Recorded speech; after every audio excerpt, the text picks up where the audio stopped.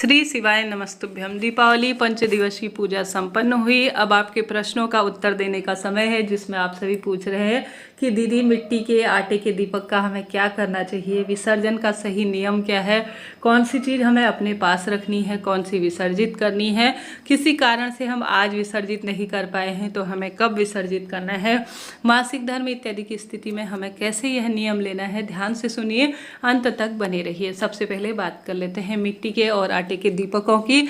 जैसे कि दीपक मिट्टी के कभी भी पुराने नहीं होते। अगर आप चाहते हैं कि आप इनका विसर्जन करें तो आप सभी जो है अभी रुक जाइए। अभी कार्तिक पूर्णिमा के अंतिम 5 दिन अर्थात देव दिवाली आएगी तो यह दोबारा काम में आ जाएंगे। मिट्टी के दीपक जब तक धूमिल ना हो, टूटे फूटे ना हो, तब तक उन्हें काम में लिया जा सकता है। तो कोई चिंता टेंशन की बात नहीं, आप मिट्टी के दीपक अपने पास रखते हैं। अगर आप चाहते हैं कि आप सभी इन्हें विसर्जित करें तो अपने ही घर में कोई DIY कर सकते हैं या अपने ही गमले में यह रख सकते हैं, क्योंकि यह मिट्टी से बनी हुई चीज़ें हैं और मिट्टी में ही समाहित हो जाती हैं। तो मिट्टी के दीपक फेंकने की आवश्यकता है ही नहीं, तो चिंता टेंशन ना करें। अब आप सभी के प्रश्न आ रहे हैं कि दीदी आटे के दीपक का हमें क्या करना है। तो आटे के दीपक जो है आप चिड़िया, कबूतर, गौ माता को खिला सकते हैं।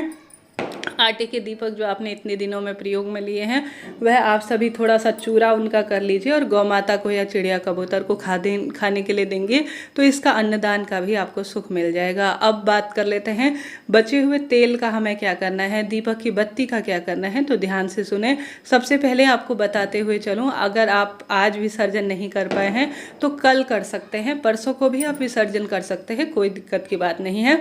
कभी भी किसी भी समय विसर्जन किया जा सकता है, बस रात्रि को विसर्जन करने से बचे, यह शुभ नहीं माना जाता। दोपहर, सुबह, शाम तक विसर्जन कर सकते हैं। सबसे पहले चौकी को हल्का सा हिला लीजिए, प्रणाम करें, भूल चूक के लिए क्षमा प्रार्थी हो और माता का धन्यवाद करें कि उन्होंने आपको पूजा करने के लिए चुना है।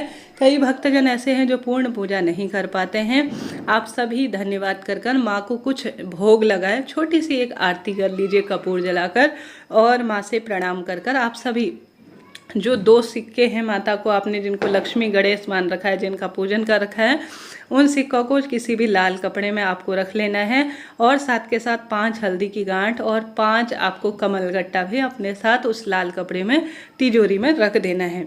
आप चाहें तो थोड़ा सा पीले अक्षत अपनी पोटली में रख सकते हैं। साथ के साथ दुर्वा आपने गणेश जी को इतने दिनों में चढ़ा रखी है वह अपने साथ रख सकते हैं। थोड़ा सा पिसी हुई हल्दी भी रख सकते हैं। तो माँ की स्मृति अपने साथ रखना चाहते हैं, लक्ष्मी पूजन से संबंधित चीज़ें रखना चाहते हैं तो रख सकते हैं। परंतु गुरु जी ने कहा है कि आपको 5 हल्दी की गांठ और 5 कमलगट्टे अपनी तिजोरी में किसी भी लाल कपड़े इत्यादि में या किसी भी कपड़े में बांध कर आपको रख लेना है। साथ के साथ अगर आप चाहते हैं तो थोड़ा ज़्यादा चीज़ें भी रख सकते हैं, कोई दिक्कत दोष की बात नहीं है। अन्य चीज़ें आप विसर्जित करेंगे। अब विसर्जन करने का एक नियम होता है, किसी कारण से मासिक धर्म की इत्यादि की स्थिति है, सूतक पातक की स्थिति है, तो आप तो विसर्जन नहीं कर पाएंगे क्योंकि अन्य व्यक्ति जो है आपके स्थान पर विसर्जन कर देंगे तो इसका सुख आपको मिलेगा। कोई चिंता टेंशन की बात नहीं है। आपने इतने दिनों की पूजा कर रखी है, बहुत उत्तम है।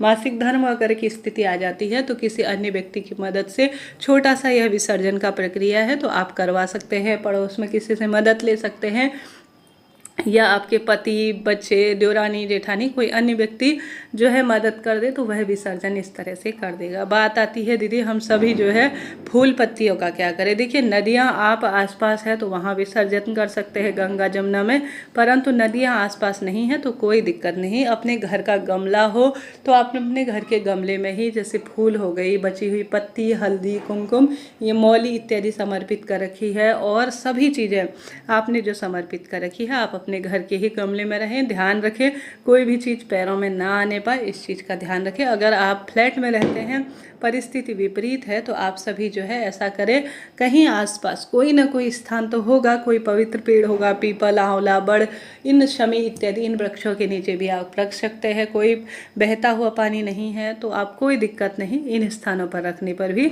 सुफलों की आपको प्राप्ति होगी। विधि विधान से आप सभी विसर्जन करें। अन्य चीज़ें भी जो वहाँ पर रखी हुई है, जैसे नारियल है तो नारियल आप अपने साथ जो है अपने तिजोरी में रख सकते हैं। पुराना नारियल आप जो है माता को चढ़ाए हैं या कलश स्थापित किए हैं तो नारियल को आप विसर्जित कर सकते हैं पुराने वाले को और उसके स्थान पर अपनी तिजोरी में नया रख सकते हैं। और साथ के साथ अगर आपने कलश स्थापन कर रखा है, कलश के अंदर आपने विशेष तौर पर कुछ दाने जो है चावल के रख रखे हैं, कमल गट्टा डाल रखा है, कलश के अंदर पुष्प डाल रखा है, 1 रुपये का सिक्का वगैरह डाल रखा है। जो चीज़ें खराब नहीं हो सकती हैं उन्हें आप तिजोरी में रखें, नहीं तो अन्य चीज़ें विसर्जित करें। और जो कलश में रखा जल होता है उसका घर पर छिड़काव भी ज़रूर से करना चाहिए। यह बहुत शुभ और श्रेष्ठ माना जाता है। पूजा चौकी में बिछाया हुआ लाल या पीला कपड़ा आपको धोकर हमेशा पूजा के स्थल पर बिछा के रखना चाहिए। मूर्ति की बात आती है तो मूर्ति तो आप हमेशा प्रयोग में लीजिए, कोई दिक्कत नहीं। पुरानी वाली मूर्ति को आप विसर्जित कर सकते हैं अगर धूमिल हो गई है तो, नहीं तो रखे रहने दीजिए, मंदिर में पूजा करिए, कोई टेंशन की बात नहीं है। घर की लक्ष्मी को विसर्जित नहीं किया जाता, वह जब तक धूमिल ना हो। हालांकि सबके परिवार की अलग अलग जो है इसमें धारणाएं हैं, अलग अलग तरीके से इसे किया जाता है, तो आप सभी उसी के अनुसार कीजिएगा। अब आपने अगर स्वास्तिक चावल के बना रखे हैं, वहाँ पर आपने धनिया माँ को समर्पित कर रखा है, तो धनिया तो आप थोड़ा सा 2-4 दाने अपने घर की जो तिजोरी है जिसमें आप सामग्री रख रखे हैं उसमें रख दीजिए। अपने खाने में प्रयोग ले सकते हैं प्रसाद रूप में। आपने देखा होगा पंजरी इसकी बनाई जाती है। आप किसी न किसी स्वरूप में धनिया काम में ले सकते हैं। धनिया अपने घर के गमले में बो देना, लक्ष्मी मैया का जो धनिया होता है चढ़ाया हुआ, वह भी बहुत शुभ और श्रेष्ठ माना जाता है। और साथ के साथ सुपारी आपने चढ़ा रखी है, तो सुपारी आप जो खाने वाले व्यक्ति हैं उन्हें दे सकते हैं, नहीं तो पूजा इत्यादि में दोबारा में आप प्रयोग में ले सकते हैं, कोई चिंता टेंशन की बात नहीं है। और जो आपने स्वास्तिक चावल इत्यादि का बना रखा है, माँ को समर्पित कर रखे हैं, तो उन चावलों का अगर वह खाने योग्य हैं, गीले नहीं हुए हैं, तो आप सभी उन्हें भोजन स्वरूप यूज में ले सकते हैं, नहीं तो चिड़िया कबूतर गौ माता को खिला दीजिएगा। साथ के साथ आप सभी को विशेष तौर पर थोड़ा सा चीज़ों का ध्यान रखना है, जैसे कि आप सभी ने जो दक्षिणा भेंट स्वरूप माता को समर्पित कर रखी है, थोड़ा बहुत आप अपनी तिजोरी में रख लीजिए, थोड़ा बहन बेटियों को दान में दे सकते हैं, और कुछ चीज़ें अपने पास लक्ष्मी से जुड़ी हुई जरूर रखनी चाहिए। सभी चीज़ें विसर्जित नहीं करनी है, इस बात का आपको ध्यान रखना चाहिए। आपने मूंग समर्पित कर रखा है माँ को और सप्त धान्य समर्पित कर रखा है, तो उसे अपनी तिजोरी में रख लीजिएगा। पान इत्यादि अगर आप खाते हैं तो माँ को चढ़ाया हुआ पान आप प्रसाद स्वरूप ग्रहण कर सकते हैं, नहीं तो विसर्जित कर सकते हैं। विसर्जन करने का स्थान नहीं है, जल नहीं है, तो भू विसर्जन करें, धरती में गड्ढा खोद कर रख दें, नहीं तो अपने घर पर ही जो चीज़ें होती हैं उन्हें आपको गमले में रखना चाहिए।